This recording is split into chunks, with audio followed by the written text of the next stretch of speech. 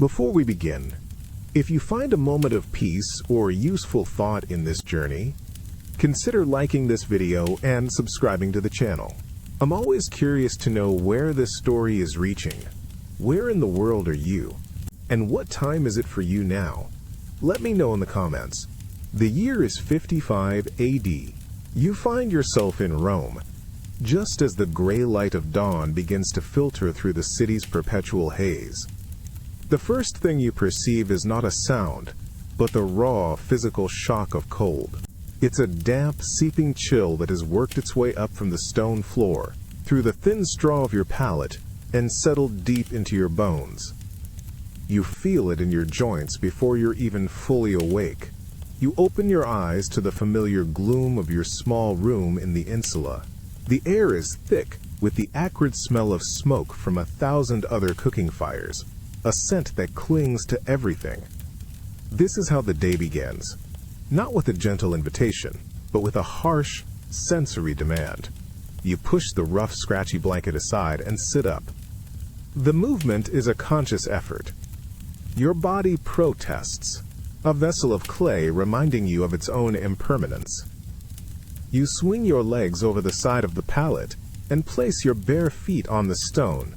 The cold is so intense it feels like stepping onto a slab of ice. You feel the sensation shoot up your spine. This is the world's first greeting. It is uncomfortable, and it is real. A dull, grinding ache begins to radiate from the pit of your stomach.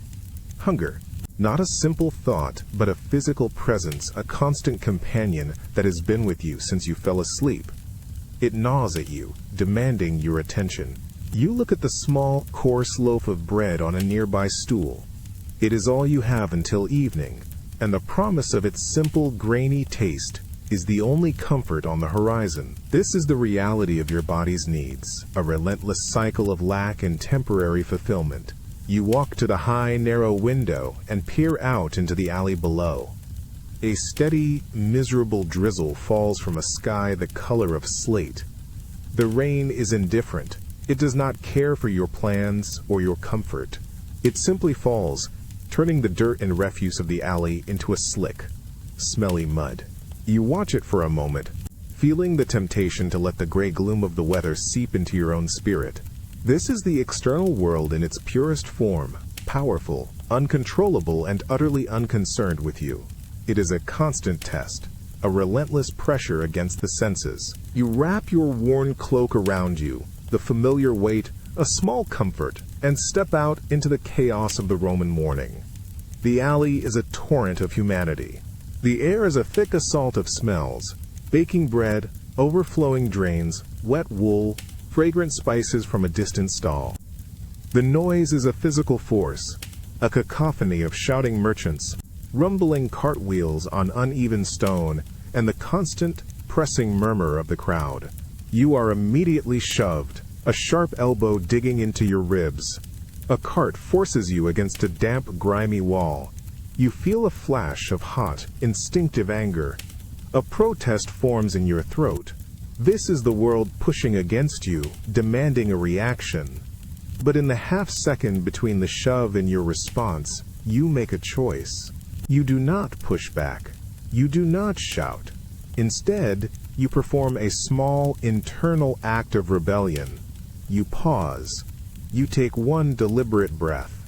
In that breath, you pull your focus away from the external chaos and turn it inward. You feel the solid ground beneath your sandals, an anchor in the moving river of people.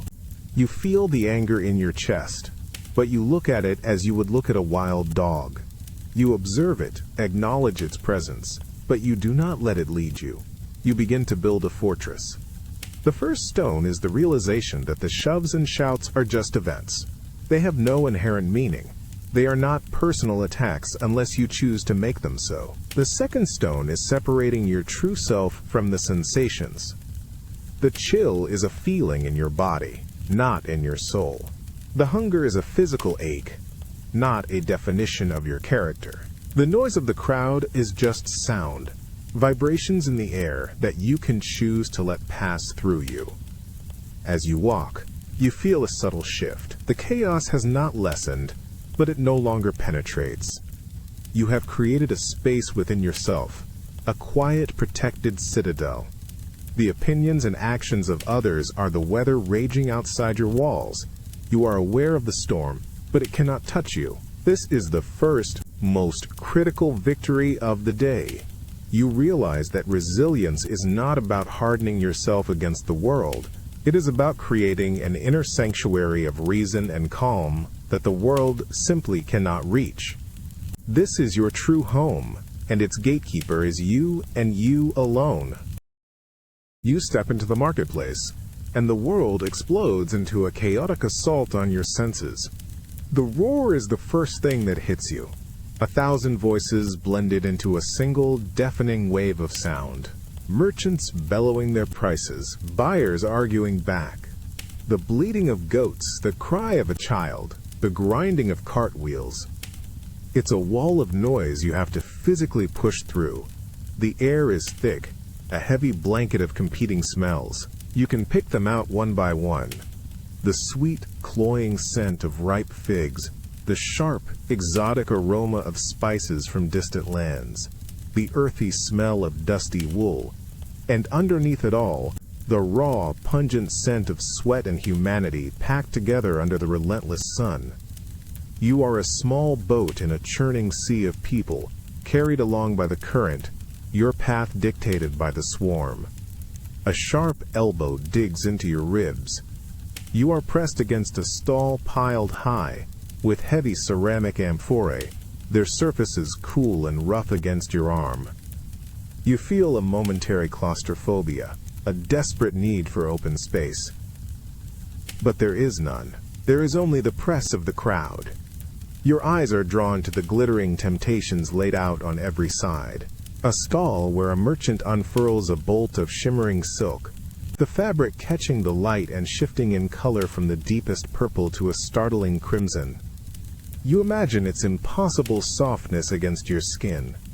You see a craftsman laying out intricate silver necklaces, each one a universe of delicate patterns.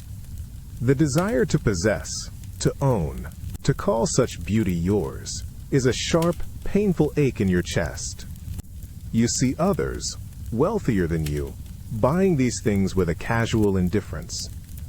A bitter wave of envy washes over you. You feel your own poverty not as a simple fact, but as a profound lack, a personal failing. This is the marketplace. It is designed to make you feel this way. It is a finely tuned machine for creating and amplifying desire, for showing you 100 things you do not have, and convincing you that you are incomplete without them. For a long, dizzying moment you believe it. You are swept up in the great illusion, a hungry ghost in a world of endless, unattainable treasures. You find a small space by a fountain, the cool mist from the splashing water, a brief respite from the heat and the crowd. You close your eyes for a moment, the roar of the market fading to a dull hum. You ask yourself a simple question: what do I truly need right now? The image of the shimmering silk and the silver necklace fades. The gnawing envy begins to recede. The answer that rises from the quiet space within is simple. You are hungry. You need sustenance. You open your eyes with a new sense of purpose. You are no longer a victim of the market's allure, but a man with a clear objective. You navigate the crowd not as a helpless drifter, but as a focused agent. Your eyes scan past the luxuries, past the glittering distractions. You are looking for a baker. You find a small, humble stall, away from the main thoroughfare. The air here smells of yeast and fire, a simple, honest scent. Behind a wooden counter are rows of round, hearty loaves of bread, their crusts a deep, satisfying brown. You have only a few coins, but it is enough. The baker, a man with flour in his eyebrows and a weary kindness in his eyes, takes your coins and hands you a loaf. It is still warm from the oven. You feel its comforting weight in your hands. You break off a piece and eat. The taste is simple, grainy, and deeply satisfying. It is not a luxury, but it is exactly what you needed. The gnawing ache in your stomach is replaced by a gentle, spreading warmth. As you turn to leave the market, you see a wealthy senator being carried past in an ornate litter. He is surrounded by silks and servants, yet his face is a mask of bored, restless discontent. He looks out at the chaos of the market with an expression of profound emptiness. And in that moment, you understand. You, with your single loaf of warm bread, are the richer man. True wealth is not the accumulation of things you do not need. It is the freedom from the relentless craving for them. It is the art of wanting what you have.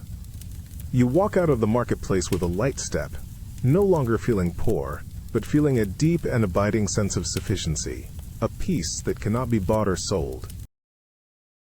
The sun is a merciless, white-hot coin in a brassy sky. You feel its weight on your helmet, on the metal plates of your armor, on your armored back. Sweat stings your eyes and traces salty paths through the dust caked on your face. The air you breathe is hot and dry, thick with the raw scent of leather and the sweat of the man marching in front of you. Every step is a test of will. The pace is grueling, set by the centurion, a relentless rhythm that has carried you for miles and will carry you for many more. Your body screams in protest. A blister on your heel sends a sharp stabbing pain up your leg with every single step. Your shoulders ache under the crushing weight of your pack, your shield, your javelins. This is not a heroic charge. This is the slow, grinding reality of a Roman legion on the march. The man next to you stumbles, his face pale with exhaustion. Without breaking stride, you and the man on his other side take a fraction of his weight. A silent, instinctual act of support that keeps the line moving. The orders barked by the officers are absolute, demanding obedience not just from your body, but from your mind. There is no room for complaint, no space for self-pity. There is only the march. You look toward the horizon, a shimmering line of haze. You do not know what lies beyond it, a hostile tribe, a barren desert, or simply more of this endless road. The fear of the unknown is a constant, quiet companion. But you have trained for this. Not just your body, but your mind. You have learned to endure, to accept the pain without being consumed by it, to focus only on the next step and the one after that. This hardship is not a curse. It is a forge. It burns away the trivial and the soft, leaving only what is essential. In this shared struggle, you find a strange beauty, the beauty of resilience, of a mind that refuses to break. You are not just walking, you are being transformed. Each grueling step is an act of virtue in motion.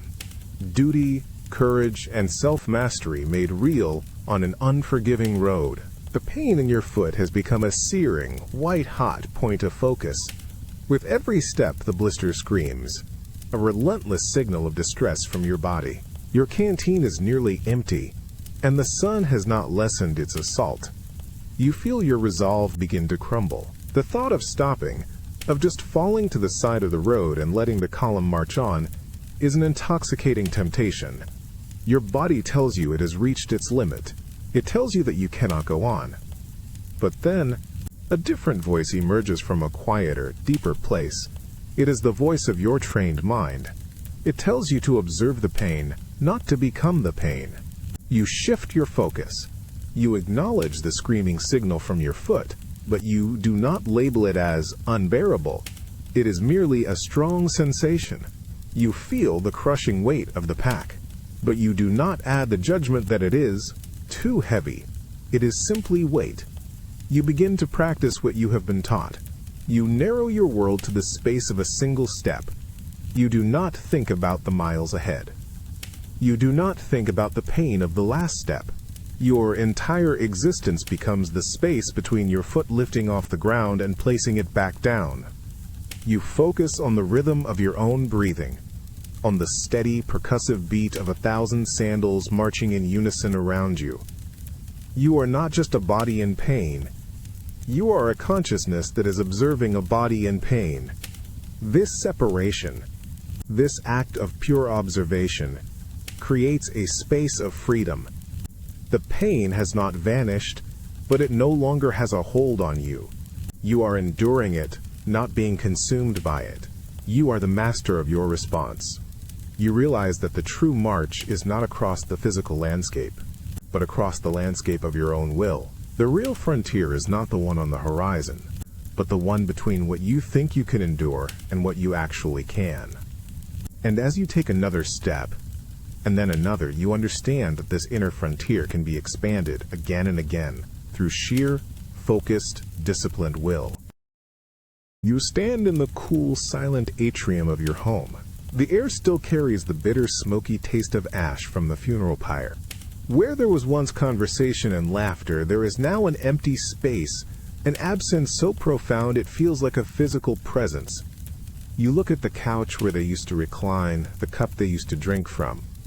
Each object is a sharp pang of memory, a ghost of a life now only in the past. The temptation to despair is overwhelming. It feels like a dark, heavy tide pulling you under. A sorrow so deep you could drown in it. Every memory is a fresh wave of pain. You feel the irreversible decree of fate. What has been taken will not be returned. This is the sharpest edge of the human experience.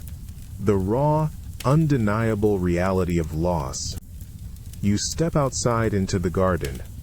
The air is cool on your grieving face. You watch a bee move from flower to flower, a small, vibrant life, utterly indifferent to your sorrow. You see a leaf, brown and dry, let go of its branch and spiral to the ground without ceremony. Everything is in a state of flux. Nothing is permanent. Not the flower, not the leaf, not the life you are mourning, not even your own grief. This thought, which at first seems cruel, slowly becomes a comfort. Your loss is not a unique punishment. It is part of the natural order of the cosmos, the same law that governs the stars and the seasons. To fight it is to fight nature itself. To demand that things be permanent is to demand the impossible. You look at the empty space in your home not as a void, but as a testament to a life that was lived. You begin to accept what cannot be changed. This is not forgetting. It is a deeper form of remembering. It is choosing to love the time you had, rather than despair over the time you lost. You are learning to embrace what fate has given, and what fate has taken. In this fragile existence, you find a stark, quiet peace in what remains. Weeks have passed. The initial, searing shock of grief has subsided into a dull, persistent ache. It is a quieter pain, but in some ways a harder one. It is the pain of routine, of the small daily moments where their absence is most keenly felt. The empty chair at the table. The silence where a familiar voice should be. The world has moved on, but you feel frozen in place, haunted by a past you cannot reclaim. You find yourself becoming angry at the world's indifference. You see people in the market laughing, and you resent their happiness. You hear a neighbor's music, and you despise their joy. Your grief has become a lens through which you see the world, coloring everything with a sense of injustice and bitterness. You are trapped in the story of what you have lost, a prisoner of your own memory. One evening you stand on a small balcony, looking out over the city as the lights begin to glow in the dusk. You are not thinking, just watching.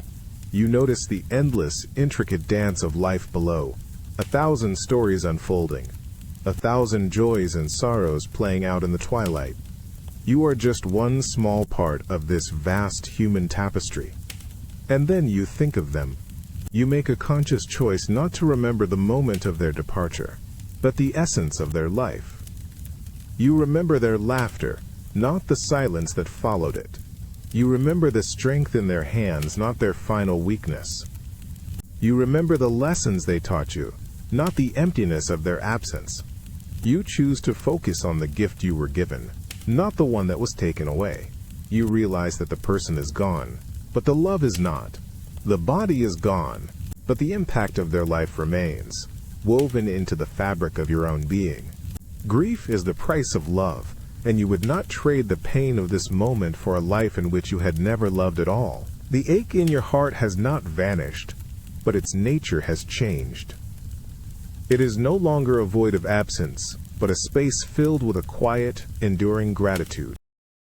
The air in the basilica is musty and thick, heavy with the scent of old papyrus and the low murmur of anxious voices. Shafts of dusty light slant down from the high windows, illuminating the tense faces of senators and lawyers. You stand accused, the focus of 100 prying eyes, the subject of a dozen whispering conversations. The weight of their judgment feels like a physical burden, a crushing pressure on your shoulders. The rhetorician begins his attack. His voice fills the hall, his words like sharp, poisoned weapons. Each accusation is designed to stain your name, to twist your actions into something ugly and corrupt. You feel the venom in his speech, the casual cruelty of a man skilled in the art of tearing down another's reputation. You see the doubt begin to creep into the eyes of those you once called friends. In the shadows, you sense the whispers of political deals being made, your fate a bargaining chip in some larger game. A hot flush of shame and anger rises within you. The impulse to shout back, to meet his venom with your own, is almost overwhelming. But you hold your ground. You force yourself to breathe. You retreat from the external chaos, the glares, the whispers, the accusations, and enter the silent inner court of your own conscience. This is the only judgment that truly matters. Here, inside, you are the only judge. You review your actions not as your accuser describes them, but as they truly were. You consult your inner barometer, your own unwavering sense of right and wrong. Did you act with integrity? Did you serve the truth? Yes. The answer is clear and calm. The knowledge settles you, a shield of pure light against the storm of deceit. The outcome of this public trial is now beyond your control. You may be condemned, you may be exiled, but it no longer holds the same terror. Whatever the verdict of these men, you have already faced the higher court and been judged by the only authority that matters. You have upheld your own integrity, and in that you find a sense of peace that their judgment can never touch. The virtue was in the right action, not the outcome. The accuser finishes, his final venomous words echoing in the sudden silence of the hall. It is now your turn to speak. You feel the weight of every gaze, the heavy expectation in the air. They are waiting for a performance, a passionate defense, a furious counterattack, a desperate plea for mercy. You can feel the pull to play this game, to match the theater of your opponent with your own. You rise to your feet slowly, deliberately. You do not look at your accuser. You do not look at the faces of the senators who will judge you. You look straight ahead, at a point on the far wall, and you find your center. You think not of what will persuade them, but of what is true. You have already consulted the court of your conscience. This public performance is merely an external formality.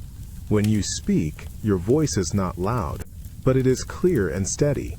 It carries through the hall without effort. You do not engage in rhetoric. You do not attack your opponent's character. You simply and plainly state the facts of what happened.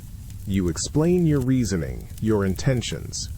Your words are unadorned, stripped of all emotion except for a quiet, unwavering conviction. Some of the senators look bored. They were expecting a fight, a spectacle. Others look puzzled, unsure how to react to this simple, direct honesty. You realize that you have no control over how they interpret your words. They will hear what their own biases and allegiances allow them to hear. Your duty is not to convince them. Your duty is to speak the truth. You finish your statement and sit down. A quiet murmur ripples through the room. The verdict is now in their hands. You have done all that was within your power to do. You acted virtuously, and you spoke truthfully. As you sit there, waiting, a profound calm settles over you.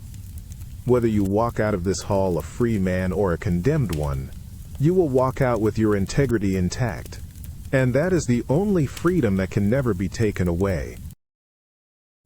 You are at a banquet in a senator's villa. The air is thick with the scent of expensive wine and roasted meat. The conversations are a low hum of flattery and veiled insults. You watch a powerful aristocrat, draped in heavy silk, deliberately turn his back on a junior official mid-sentence, a small, casual act of cruelty that echoes through the room. You feel the harsh scrutiny of the other guests, their eyes judging your simple woolen toga, your lack of expensive jewelry, your status. For a moment, you feel the familiar, burning sting of shame. You feel small, insignificant. The whispers of disdain seem to tarnish your very reputation, a corrosive acid on your sense of self. The natural impulse is to either shrink away in humiliation or to puff yourself up with false bravado, to play their status game. Another impulse, darker and hotter, rises, the urge to retaliate, to meet their disdain with your own contempt. But you pause. You take a sip of watered wine and observe the scene not as a participant, but as a philosopher. You see these people, trapped in a fragile web of opinion and reputation. Their happiness rises and falls with a compliment or a snub. Their sense of worth is not their own. It is borrowed from the eyes of others. And you realize how exhausting, how precarious that existence must be. You consciously decide to be indifferent to these externals. Their good opinion is not your property. You cannot control it. Their disdain is a reflection of their own character, not yours. You are not the man they see. You are the man you know yourself to be.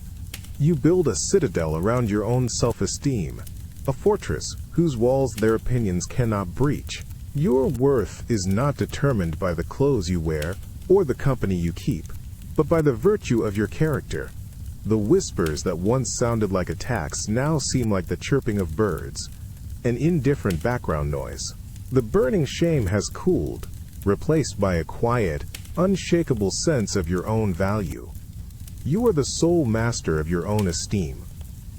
In their world of shifting opinions, you have found the solid ground of the unconquerable self. Later in the evening, the host, a man of immense power and influence, approaches you.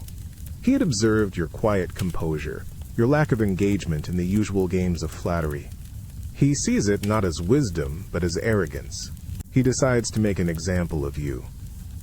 In a voice loud enough for all nearby to hear, he makes a sharp, cutting remark about your provincial background, a joke designed to humiliate you and reaffirm his own superior status. The conversation around you immediately dies. All eyes turn to you. They are waiting for your reaction. Will you flush with shame? Will you offer a weak, sycophantic laugh? Or will you return the insult with your own clumsy venom? This is a public test, a deliberate attack on your dignity. You look the senator in the eye. You do not smile, but your expression is not one of anger. It is one of calm, neutral observation. You remember the teachings. If a person is speaking ill of you, it is because they believe it to be true. They are acting from their own perception, however flawed. Their judgment is their own error, not yours. To be angered by it is to give them power over your own inner state.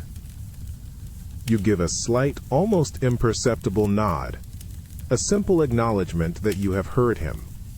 And then, you calmly turn to the person beside you and continue your previous conversation as if nothing had happened. The senator is left standing there, his weapon of shame having found no target. The moment of tension dissolves into an awkward silence. He has offered you poison, and you have politely refused to drink it.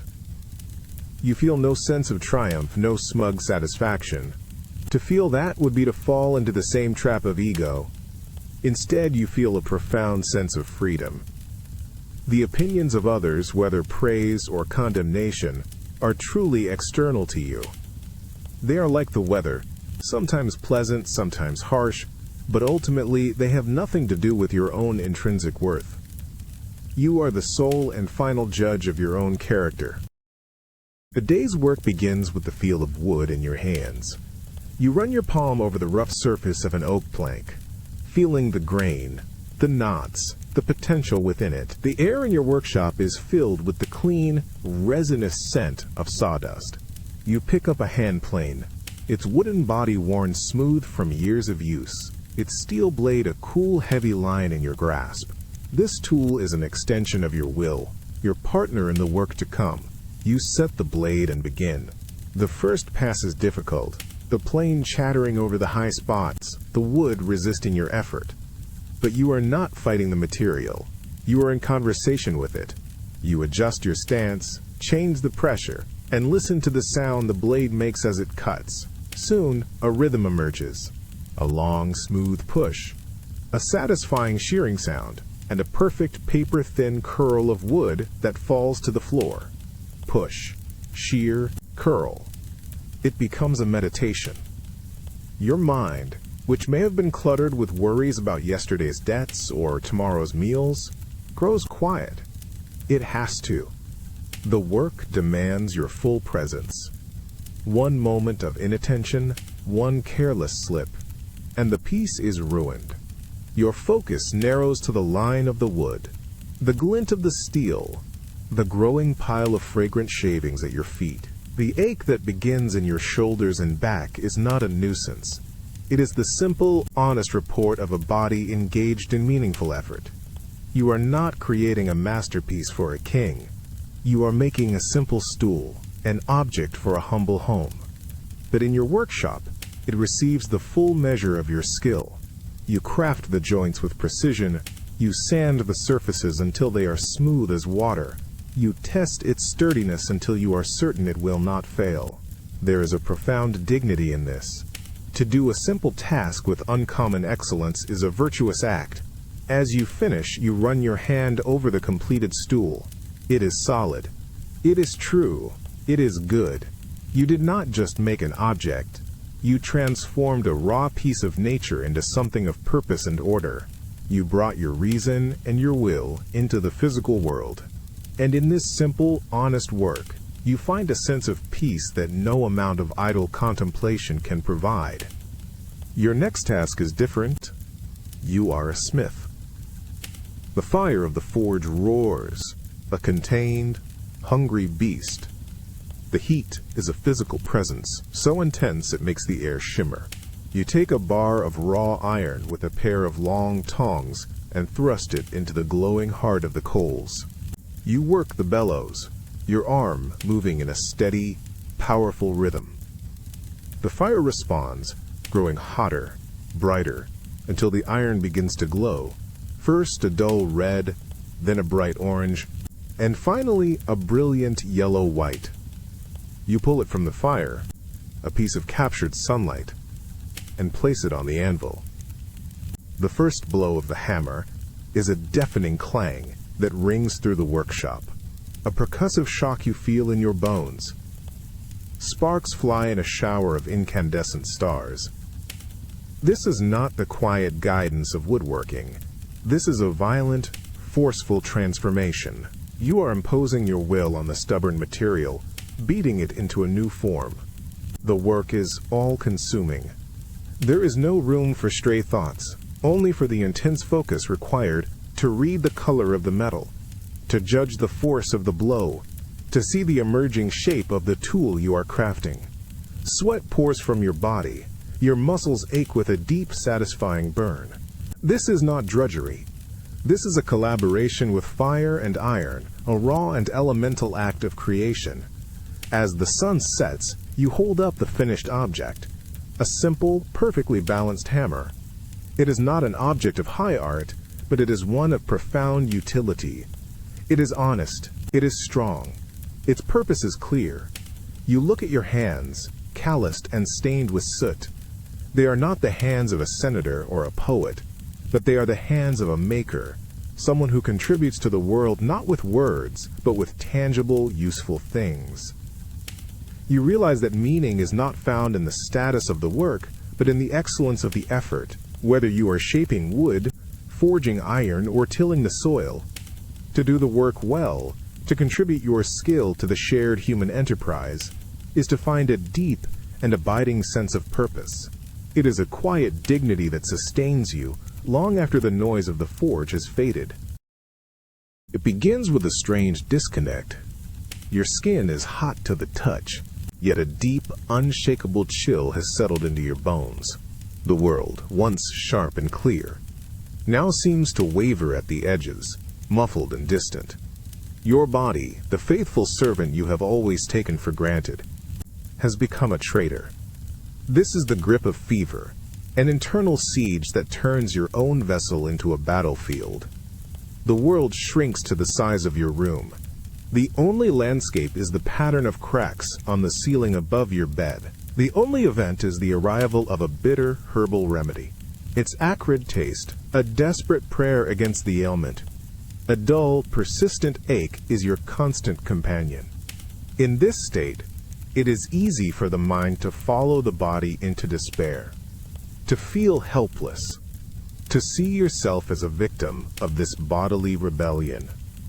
You lie still, feeling the sweat on your brow and the tremor in your limbs. You cannot will the fever to break. You cannot command the ache to cease. This body, this ship you sail in, has been caught in a storm beyond your control. To rage against the storm is madness. To despair is to let the ship sink. So what is left to you? You shift your focus. You let the sensations of the illness be what they are. Heat, cold, pain. But you withdraw your judgment from them. They are merely information, signals from the struggling vessel. They are not you. You are the captain. You are the calm, observing presence within. While the ship is tossed and battered by the waves, the captain can remain at his post, clear-eyed and resolute. You separate yourself from the body's suffering. The pain is there, but it is not your pain. The fever is there, but it is not your fever. It is happening to the body. Your mind, your reason, your inner self remains a sanctuary of calm, a quiet space the illness cannot touch. The body may be weak, the vessel may be frail, but you discover that the core of your being is something else entirely. It is untouchable, resilient, and, in its own way, perfectly healthy. The fever rages on. The nights are the worst. In the deep, suffocating darkness, the fear of contagion feels like a cold hand on your shoulder. You are isolated, a pariah in your own home. Food is left outside your door, a stark reminder of the terror you now represent to others. The whispers of death are a constant companion, a shadow in the corner of your eye. Medicine has done what it can. The rest is up to nature, to fate. It is a terrifying state of helplessness. You feel your spirit begin to fray. The temptation to give in, to believe that you are nothing more than this suffering body, is immense. But you remember your training.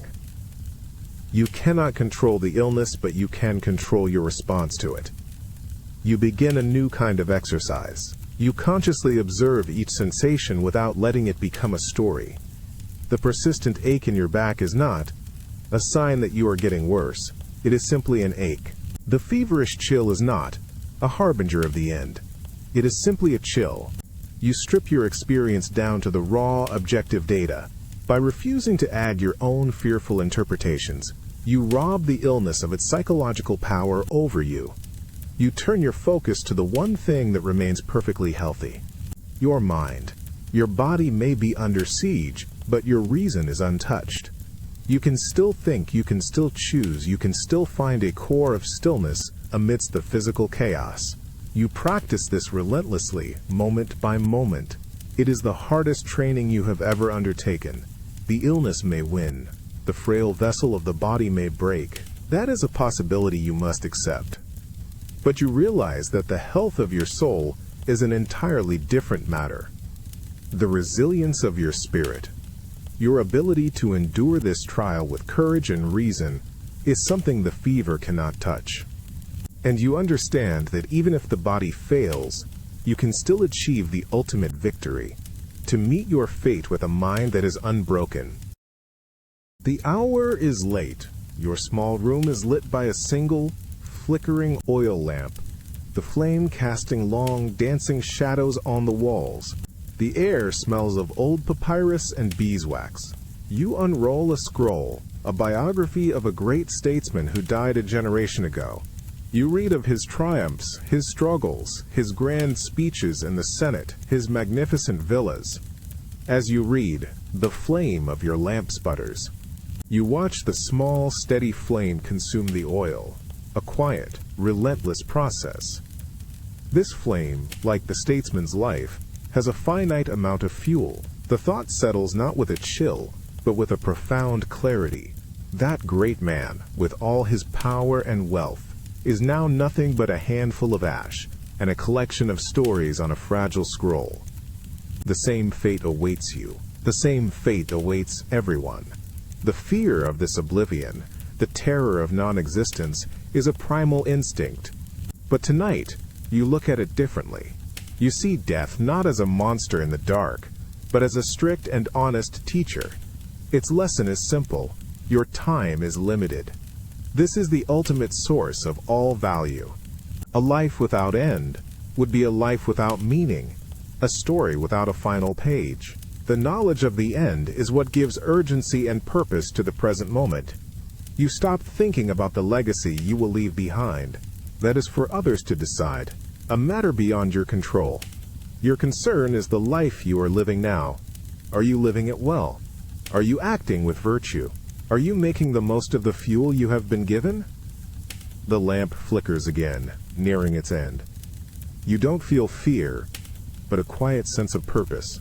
You have this moment, this breath, this thought. You will use it well. The contemplation of your own mortality has not made you morbid. It has made you feel, for the first time, truly and completely alive. You step out into the cold breath of the graveyard. It is a place most people shun, a place of sorrow and fear. But you have come here to learn. You walk the paths between the tombs in the fading light, the cypress trees standing like dark, silent sentinels. You see the names carved in stone, a catalogue of lives now concluded. Here is a soldier, here a merchant, here a mother. Their frantic urgency, their hopes and fears, all have been stilled. You stand before a simple, unadorned grave. Who was this person? What were their struggles? It does not matter now. They have returned to the same universal nature from which they came. You realize that you are not separate from them. You are merely a part of the same procession, your own march towards the same inevitable end. This realization brings not a chill, but a strange sense of freedom. The fear of death is the source of so much of life's anxieties. The fear of losing what you have, the desperate scramble for fame and fortune to leave a mark, the terror of oblivion. But when you look death in the face and accept its reality, these lesser fears begin to lose their power. Why would you waste a single moment of your precious finite time on petty grudges or trivial anxieties? Why would you postpone living your life with courage and virtue? The clock is always ticking. This is not a cause for panic, but for focus. It is a call to action, an urgent command to live fully, right now. You leave the graveyard as the last light fades from the sky. The air no longer feels cold with death, but crisp and alive with the possibilities of the present moment. You have faced the final lesson, and in doing so you have been given the greatest gift, the freedom from fear and the profound, urgent joy of living a good life while there is still time. You have chosen this intentionally. For 3 days you will live with only what is necessary. The first morning, you wake on a hard floor, the stone cool against your back. There is no soft mattress, no warm blanket. The discomfort is a sharp, clear signal to your mind. But instead of protesting, you observe it. This is just a sensation. You can endure it. Your first meal is not a feast, but a simple piece of coarse bread and a handful of olives. You eat slowly, deliberately, without the distraction of rich sauces and complex flavors. You taste the bread as you never have before. The nutty flavor of the grain, the satisfying roughness of the crust. The olives are a burst of salt and sun. It is a simple meal, but you feel a profound sense of gratitude. It is enough. You walk through the city. You pass the shops overflowing with goods, the food stalls with their enticing smells. You feel the familiar pull of envy, the sting of desire for things you cannot have. But the feeling is different now. It is weaker, more distant. Having spent a day with only what you need, you see the endless displays of wants for what they are. A trap, a promise of happiness that can never be fulfilled. In the evening there is no entertainment, no wine, no conversation. There is only the silence of your small room and the fading light. You sit and watch the shadows lengthen. At first, your mind is restless, craving distraction. But as the silence deepens, a different kind of richness emerges. A sense of inner contentment. A peace that is not dependent on any external thing. You realize that by giving things up, you have gained something far more valuable. You have learned the art of needing little. You have discovered that the less you want, the wealthier you become. It is a freedom that no one can take from you, a treasure stored not in a villa, but within the unbreachable fortress of your own mind. The second day of your experiment is the hardest. The initial novelty has worn off, replaced by a raw, persistent sense of lack. Your body craves comfort. Your mind craves distraction. The single meal of bread and olives is no longer a lesson in gratitude. It is a reminder of the feast you are missing. You feel the humiliation of your threadbare tunic, the cold of the barren hearth. This is not a philosophical exercise anymore. It is the grim reality of poverty, and it is deeply uncomfortable. You are tempted to give up, to return to the warmth and ease of your normal life. What is the point of this self-inflicted misery? But you hold on. You lean into the discomfort. You force yourself to sit with the gnawing hunger, the envy, the boredom. You examine these feelings as a physician would examine a patient, without judgment, without giving in. On the third day, something shifts. You wake on the hard floor, and it no longer feels like a punishment. It is just a floor. You eat your meager meal, and it is simply food, fuel for the day. You walk through the city, and the luxuries in the shop windows seem like strange, irrelevant artifacts from another world. The constant, nagging voice of desire has finally fallen silent. In its place is a profound sense of lightness. You feel an incredible freedom. You are no longer a slave to your appetites, no longer trapped in the endless cycle of wanting and acquiring. By experiencing true lack, you have discovered the meaning of sufficiency. You have learned, in your very bones, the difference between what you want and what you need. You understand now that true riches have nothing to do with what you possess. They are found in inner contentment, in the resilience you build by facing discomfort, in the simple, unshakable knowledge that you have everything you need, right here, right now. The air in the curia is cool and smells of old marble and dust. You take your seat, the polished stone cold through your toga. The room is a semicircle of whispers and shifting glances. This is not just a hall of governance. It is a public stage, and you are one of the actors. Every word, every gesture, is observed and judged. You feel the weight of 100 pairs of eyes. Before the session begins, a senior senator approaches you. He leans in close, his voice a low murmur, his breath smelling of wine. He speaks of a lucrative contract, a simple vote, a shared benefit. It is an offer of power, a subtle poison wrapped in the language of mutual interest.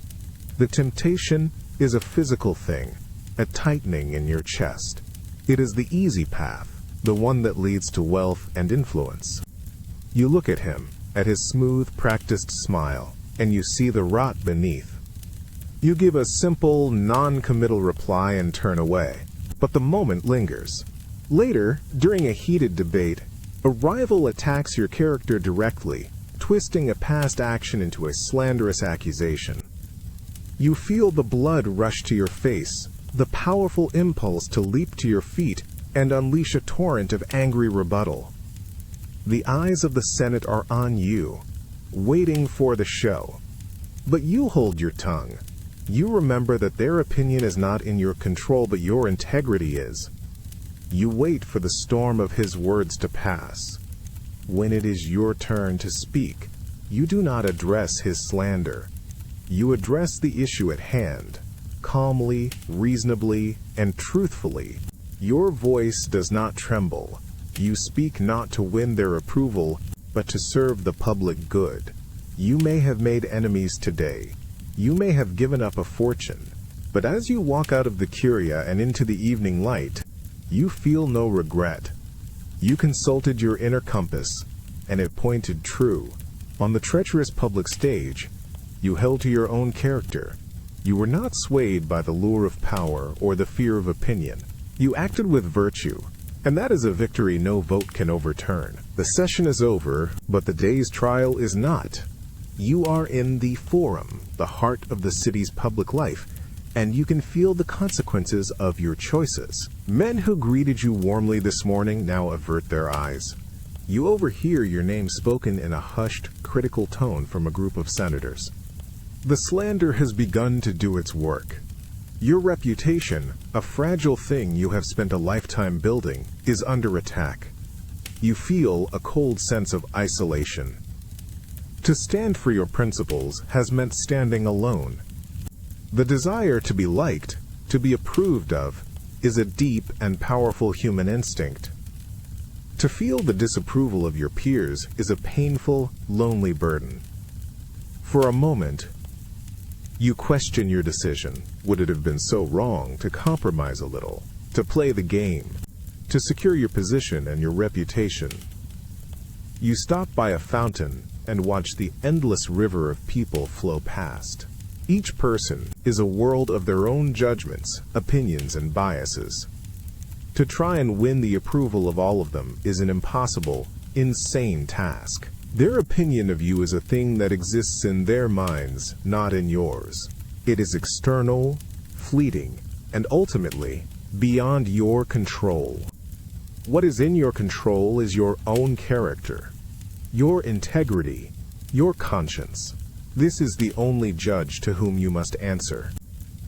You realize that seeking the approval of others makes you their slave. True freedom is the indifference to their praise and their blame. A sense of profound liberation washes over you. Let them whisper. Let them disapprove. It is nothing to you. You are not the person they see, the caricature painted by your enemies. You are the person who acted with justice in the curia. You are the person who chose integrity over advantage.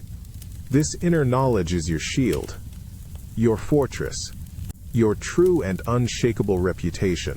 You walk on through the forum, your step lighter, your head held high, a free man in a city of slaves to opinion. The city is asleep, but you are not. You lie on your pallet, staring into the oppressive darkness of your room. The only sound is the frantic, muffled beating of your own heart. A cold grip of anxiety has taken hold of you. Your mind, a restless, untamed thing, begins to churn. It replays a mistake you made yesterday, over and over, each time with a fresh wave of shame. It then leaps forward into tomorrow, imagining a dozen different ways a difficult meeting could go wrong, each scenario more disastrous than the last. This is the inner tempest. These feelings, anxiety, doubt, regret, are not gentle breezes. They are howling gales that threaten to tear your peace to pieces. Your first impulse is to fight them, to argue with them, to try and force your mind into submission. But this only makes the storm rage harder. The more you struggle, the more entangled you become. So you try a different approach. You stop fighting. You simply lie there and observe. You become a detached witness to the storm within you. You watch the thought of past failure arise. You label it. This is a thought of regret. You feel the racing heart. You label it. This is the feeling of anxiety. You do not identify with them. They are not you. They are weather patterns passing through the landscape of your mind. You do not have to be the storm. You can be the sky that holds the storm. The sky is not damaged by the lightning. It is not broken by the thunder. It is the vast, silent space in which the storm happens. Slowly, something begins to shift. By observing the passions without judgment, you rob them of their power. They are no longer a terrifying tempest, but merely energy, clouds passing in the night. The frantic beating of your heart begins to slow. The whirlwind of thoughts grows quieter. You have not conquered the storm, but you have found the eye of the hurricane, the still, silent center of your own being, a place of profound and unshakable peace. You have found a moment of stillness, but the night is long. A new passion arises, not a fear of the future, but a sharp, burning desire. It is a craving for something you do not have, a promotion, a different home, the affection of a certain person. The desire is an intense, gnawing hunger, promising that if only you could attain this one thing, you would finally be happy. It creates a powerful illusion, a mirage of future contentment that makes your present reality feel barren and insufficient. You feel the powerful impulse to yield to it, to spend the rest of the night plotting and scheming, consumed by the force of this wanting. But you remember your practice. You observe this desire as you observe the anxiety. It is not a true need, but a story your mind is telling you. A story about a happiness that is always somewhere else, never here and now. You perform an act of self-correction. You bring your mind back to your immediate reality. You focus on the simple physical sensations of the moment. The feeling of the rough blanket against your skin. The cool air you draw into your lungs. The steady, quiet rhythm of your own breathing. You anchor yourself in the present. You are not in that imagined future of perfect happiness. You are here. And here, in this moment, you have everything you truly need. The burning desire, like the anxiety before it, begins to lose its power when it is not fed by your attention. It is a fire that needs fuel, and you have chosen not to provide it. You are exercising your reason, your power of self-control. You are the charioteer, holding the reins of the wild horses of your passions. The final hours of the night pass in this state of quiet vigilance. You are not without thoughts or feelings, but you are no longer their slave. You are the calm master of your own inner world. You have not found peace by emptying your mind, but by mastering it.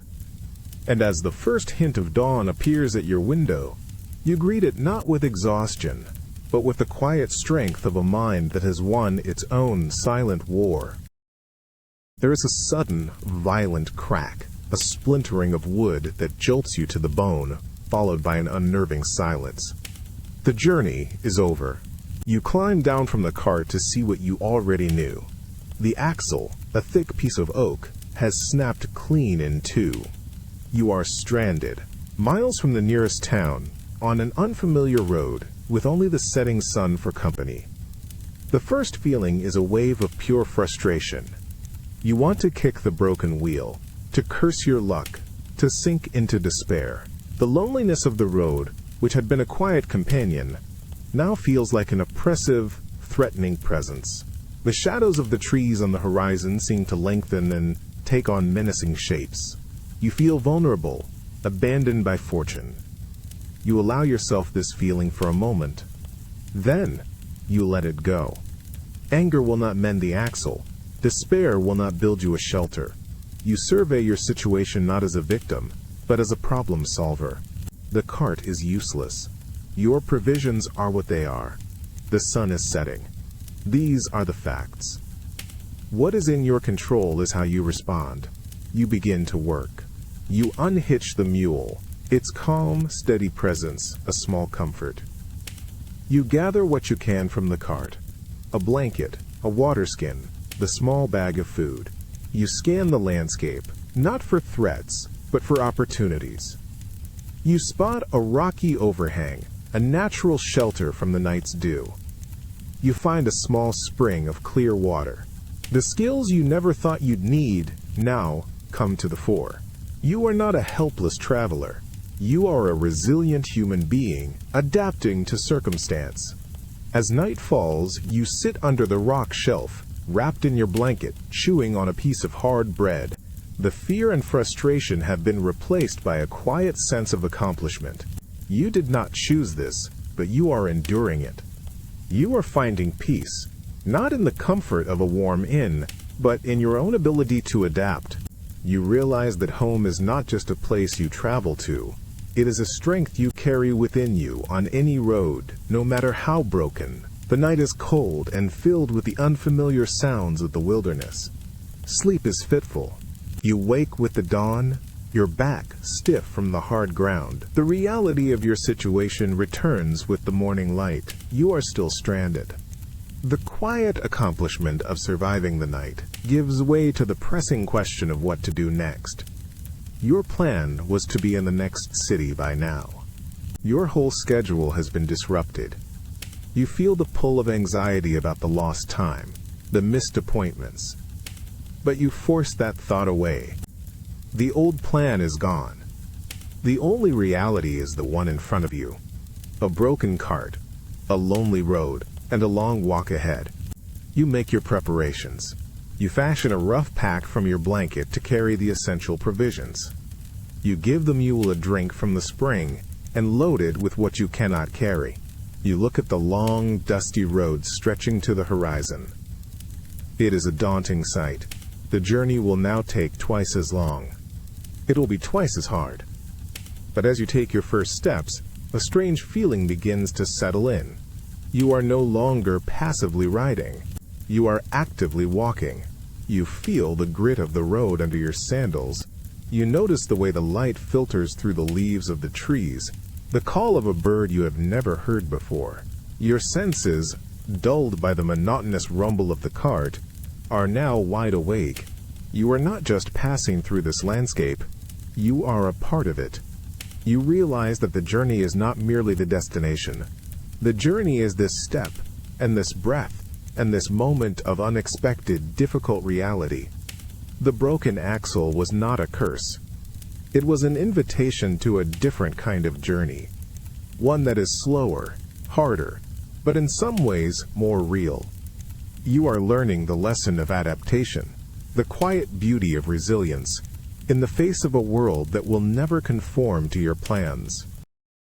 You walk with your friend along the high arches of the aqueduct. The sun is warm on your shoulders, and the rhythmic crunch of your sandals on the service path is a comfortable, shared silence. This is not a friendship of the marketplace, built on convenience or profit, nor is it one of the tavern, built on shared amusement and idle gossip. It is something deeper, quieter. For a long time you walk without speaking. Then your friend begins to talk. He speaks not of trivialities, but of a deep and troubling struggle. A moral failing he is ashamed of, a difficult choice that is tearing him apart. His voice is low, his gaze fixed on the path ahead. This is not a performance. It is a confession, an act of profound trust. Your first impulse is to offer solutions, to give advice, to try and fix his problem. But you resist. You understand that your role here is not to be a judge or a physician. It is simply to be a friend. So you listen. You listen without judgment, without interruption. You offer not answers, but your complete and unwavering presence. You share the weight of his words, not by taking it from him, but by standing beside him as he carries it. In his vulnerability, you see not weakness, but a courageous act of self-examination. And in your quiet, empathetic listening, you are fulfilling the highest duty of friendship: to be a mirror in which your friend can see his own character more clearly, a steady presence that helps him find his own way back to virtue. He finishes speaking, and a long silence follows, but it is not empty. It is filled with the unspoken reality of a sacred trust.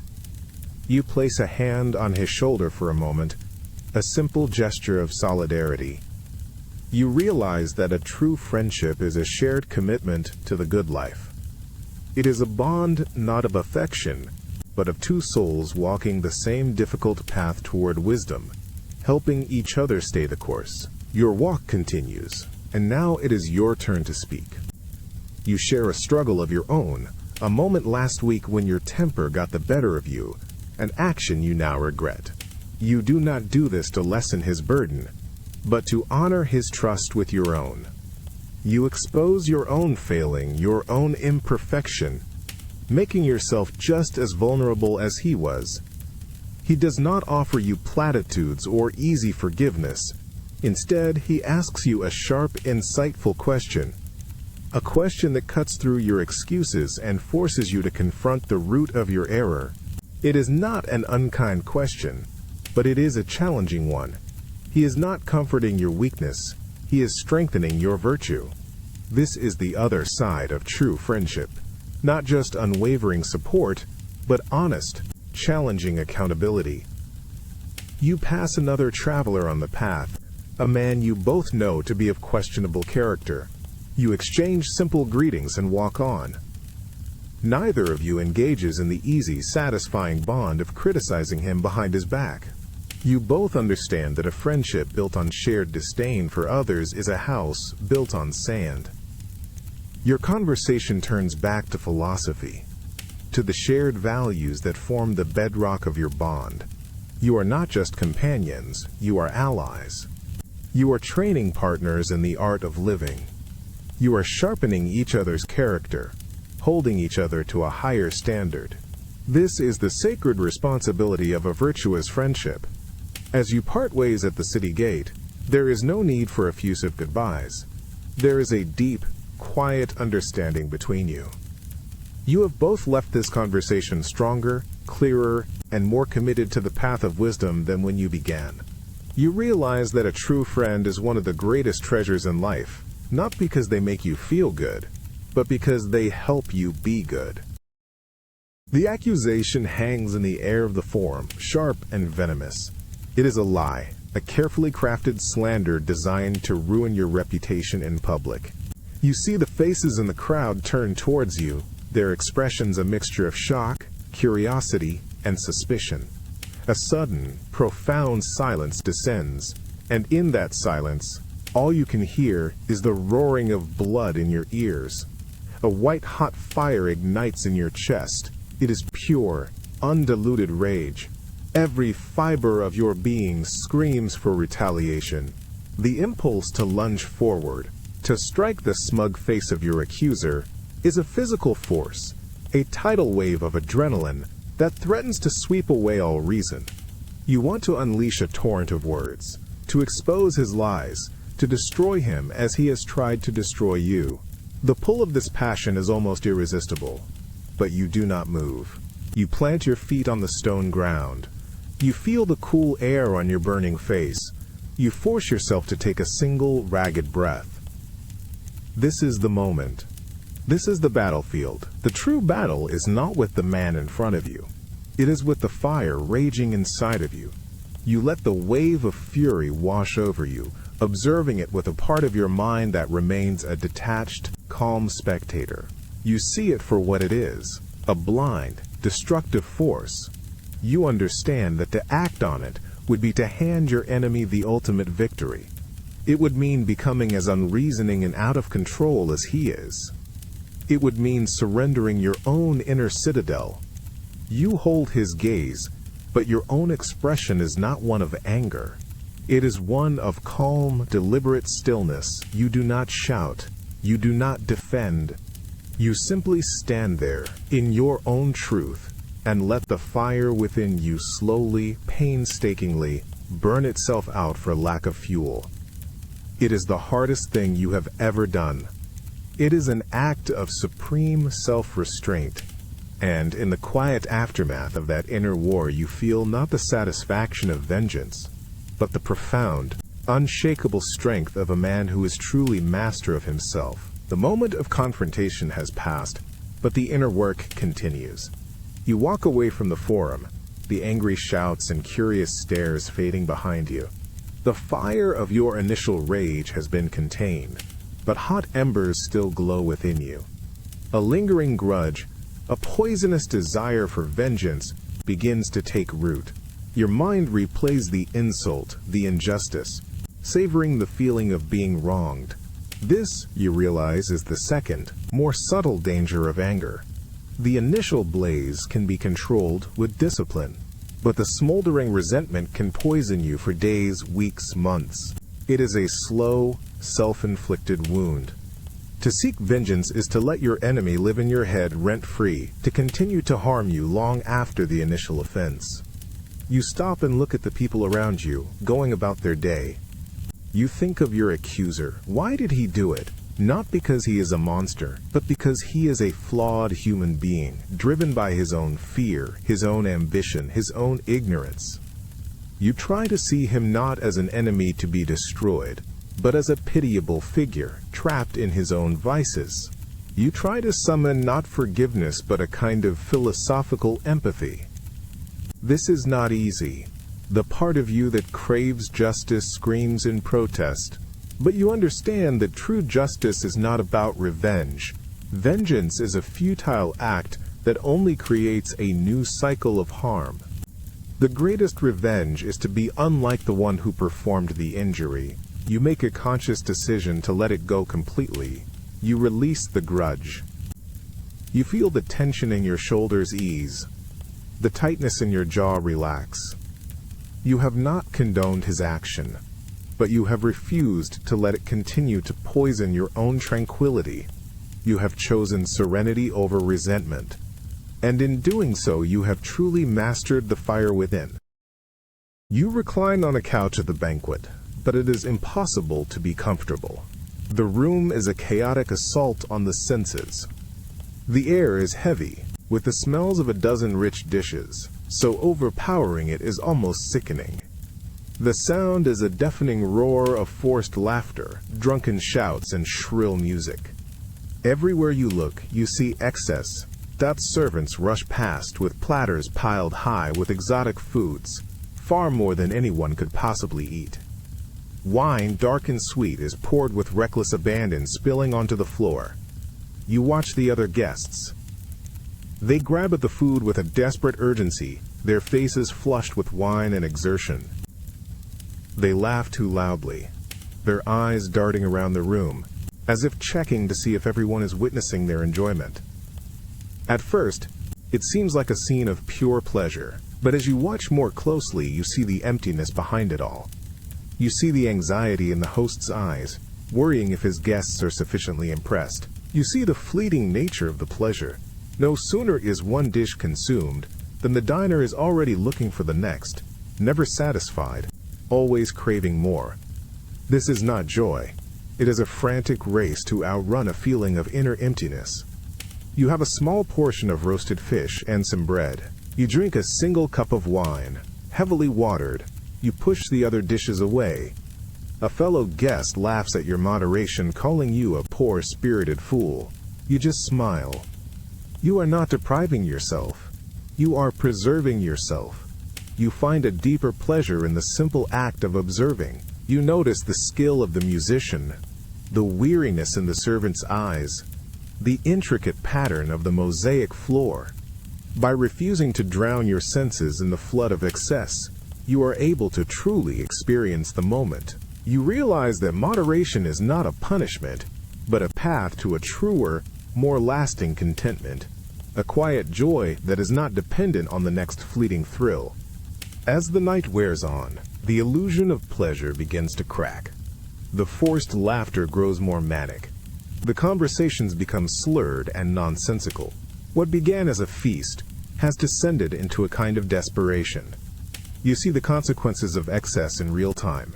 The regret, the sickness, the loss of dignity. The sweet wine, once a momentary escape, has become a chain, dragging its drinkers down into incoherence. You think about the nature of pleasure, the rush of victory in the arena, the embrace of luxury, the sweetness of wine. They are all real, but they are all fleeting. They are external things that come and go. To build your happiness on them is to build your house on the sand, at the mercy of the next changing tide.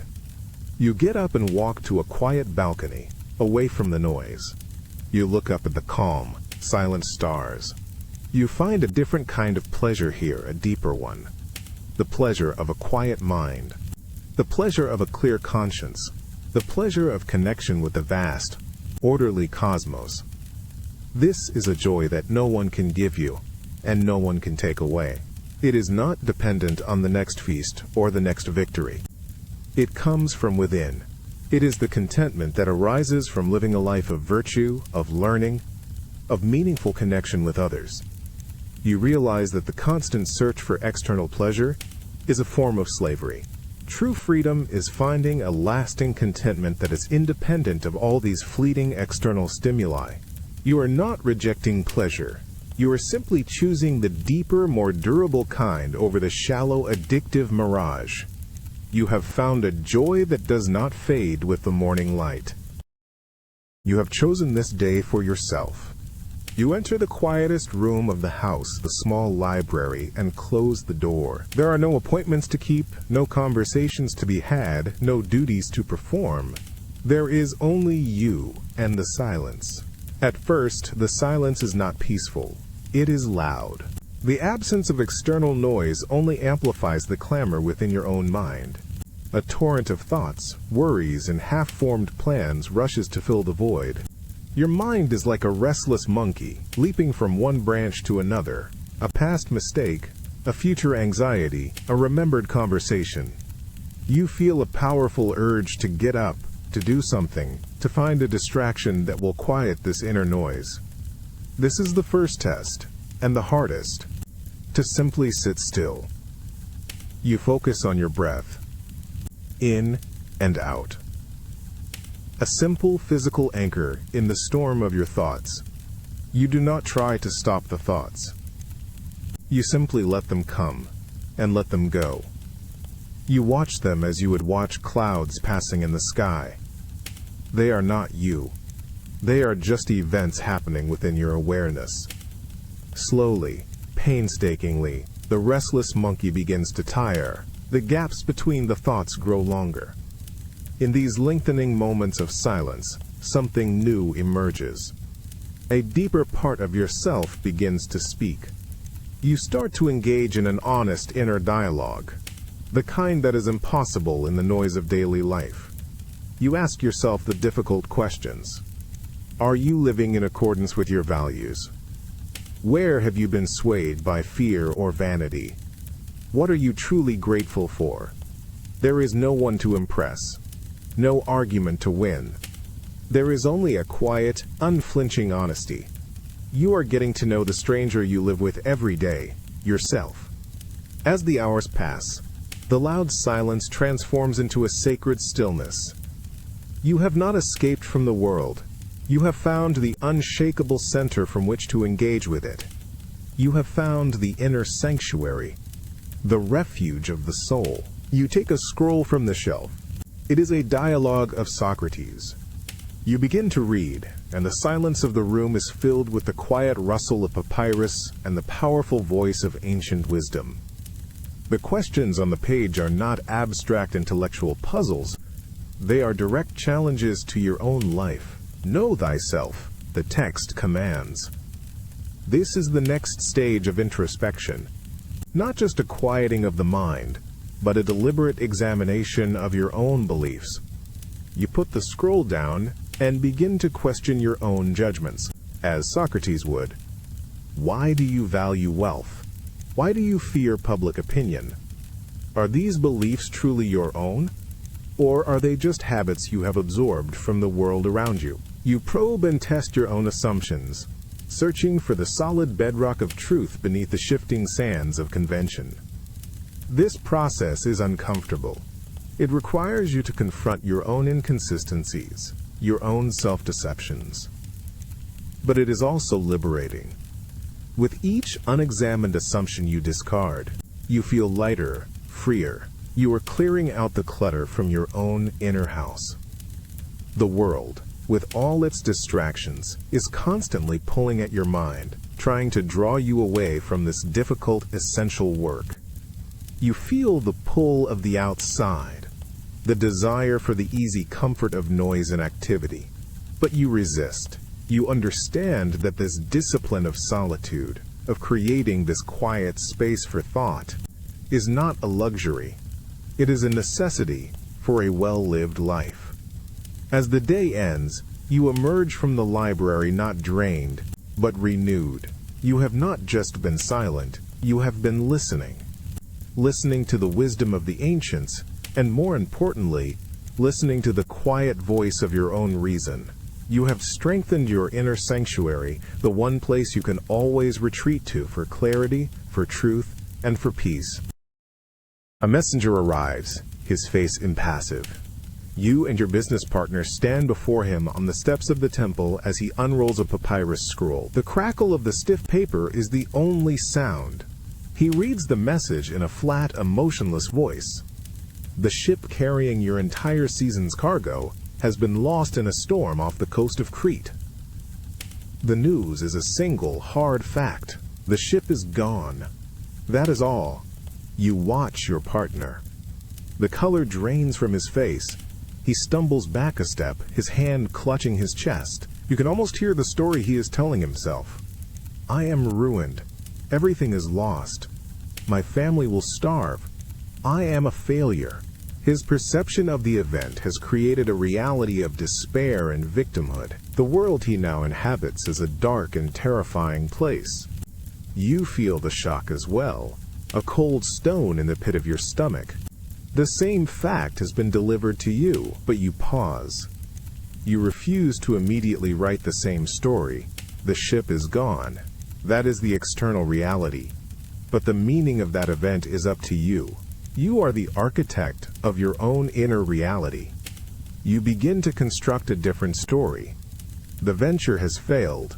This is a significant financial loss. This will be a difficult period of hardship. You do not deny the facts. But then you continue. This is an opportunity to practice resilience. This is a test of my character. I have lost my property, but I have not lost my virtue, my reason, or my will. I will learn from this. I will start again, wiser this time.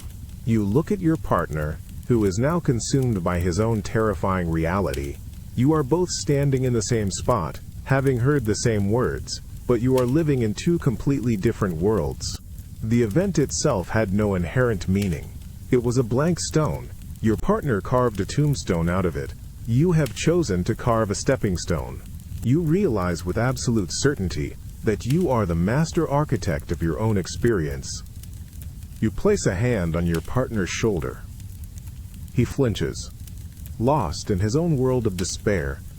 You try to speak to him, to offer him your perspective, but your words are like stones thrown into a raging sea. He cannot hear you. He is trapped inside the prison of his own judgment. You realize how powerful these inner interpretations are. They are not just thoughts. They are filters that color every aspect of reality. Your partner now sees the world through a lens of disaster.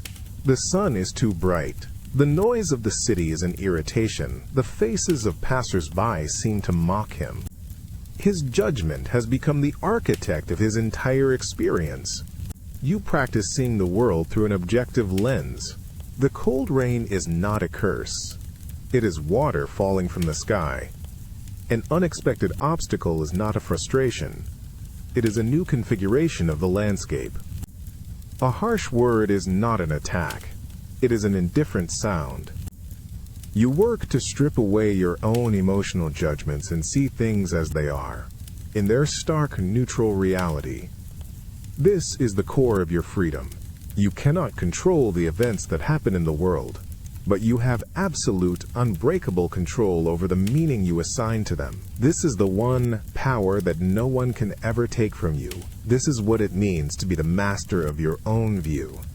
You leave your partner to his grief, knowing you cannot change his perception for him. You can only be responsible for your own.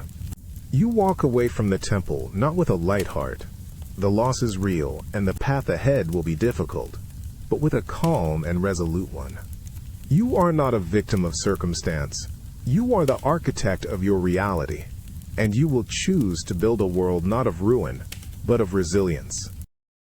You stand before the forge, the searing heat of physical blow against your face. The air shimmers, and the roar of the fire is a constant, deafening sound. With a long pair of tongs, you pull a piece of raw iron from the heart of the coals. It is a shapeless, ugly lump, glowing with a brilliant, almost unbearable light. This is your character in its rawest form, full of potential, but soft and untested. You place it on the anvil, a solid, immovable block of reality. You lift the heavy hammer. This is the first blow of adversity. The clang of the hammer on the hot metal is a deafening shock that rings through your entire body. Sparks fly like angry stars. The blow is painful, violent. It deforms the iron, which seems to scream in protest. Your first instinct is to stop, to pull the soft metal away from this brutal punishment. But you know this is the only way. You rain down a rhythm of blows, turning the iron, shaping it, your arm aching with the strain. This is the relentless beating of hardship. Each blow could shatter the metal if it is flawed. But with each strike, the internal structure of the iron compresses, aligns, and becomes stronger. The impurities are literally beaten out of it, cast off as sparks. When it has cooled too much, you thrust it back into the fire of loss, of failure, of pain. You heat it until it is vulnerable again, and then you bring it back to the anvil. This cycle repeats, over and over. The fire of adversity, the hammer of hardship. It is a grueling, painful process. There is no easy path to creating something of quality. Finally, the shaping is done. You take the glowing orange form, no longer a lump, but something with the shape of a blade, and plunge it into the cold water of loss. The hiss is violent, a final, screaming protest as the steel is quenched, its new, resilient structure locked into place. You pull it out. It is dark, strong, and hard. Through the fires and the beating, something that was once weak and brittle has been transformed. It is not unblemished, but it is unbreakable. You now hold the finished blade. It is not yet a sword. It is strong, but its edge is dull, its surface rough and black with scale from the fire. The most violent part of the transformation is over, but the work of refinement has just begun. You take the blade to the grinding wheel. The wheel spins with a low, hungry hiss. You press the steel against the stone. This is a new kind of challenge. Not the fiery chaos of the forge, but a slow, patient grinding process. It requires a steady hand and immense concentration. This is the work of smoothing your rough edges, of honing your character through constant daily practice. It is less dramatic than the great trials, but just as necessary. You then move to the polishing. You use finer and finer stones, hours of patient, repetitive work, rubbing away the final imperfections. This is the discipline of self-examination, of looking honestly at your own flaws and working tirelessly to correct them. It is the pursuit of excellence for its own sake, the joy of bringing forth the best version of yourself. Finally, you look at the finished sword. It is no longer a dark, rough object. It is bright, sharp, and perfectly balanced. It bears the marks of its creation, the faint lines from the hammer, the memory of the fire. But these are not imperfections. They are the signs of its strength. They are the story of its forging. You realize that the human spirit is the same. It is not meant to be soft and untested. It is meant to be plunged into the fires of adversity, to be beaten on the anvil of hardship. It is through this painful, difficult process that true strength is forged.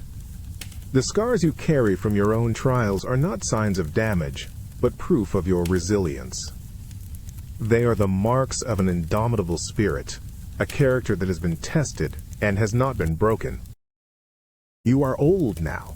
You sit in the shade of an olive grove, the gnarled silver bark of a tree cool against your back. You planted this tree as a young man. Now, its branches provide you with shelter. The late afternoon sun is warm on your wrinkled skin, a gentle, pleasant heat. You hear the sound of your grandchildren laughing as they play nearby, their bright, fleeting energy a beautiful counterpoint to your own deep stillness. You look at your hands, the skin thin as papyrus, the veins a map of a long journey. These hands have worked and loved and fought and held others. They are worn, but they are at peace. You are no longer striving, no longer battling the world. You have learned to move in harmony with it. You are a part of this landscape, as much as the old tree and the dry, warm earth. You think back on your life.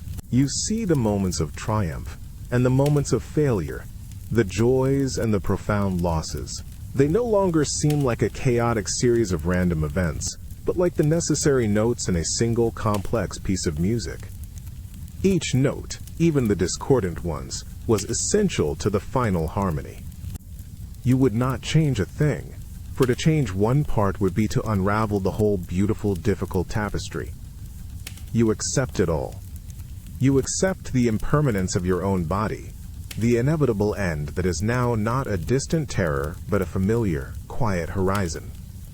You have left what legacy you could in the growth of the trees and the character of your children. The rest is beyond your control. Your work is done. A gentle breeze rustles the olive leaves above you, a soft whispering sound. It feels like the breath of the cosmos. You are a part of it all, a small wave returning to the great, calm ocean. There is no fear, no regret. There is only a profound sense of peace, a quiet gratitude for the journey, and a tranquil readiness for the final, harmonious end. The sun dips lower, painting the sky in soft shades of orange and purple. The day is ending, and you reflect on what it means to have lived in accord with nature. It does not mean a passive life, but a life of active understanding. It means recognizing what is in your control and what is not.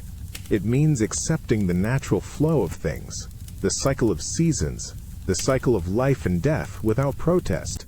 You have spent a lifetime practicing, quieting your mind in the midst of chaos, finding inner calm when the world raged around you. You have learned that your happiness does not depend on external events, but on the virtues you have cultivated within.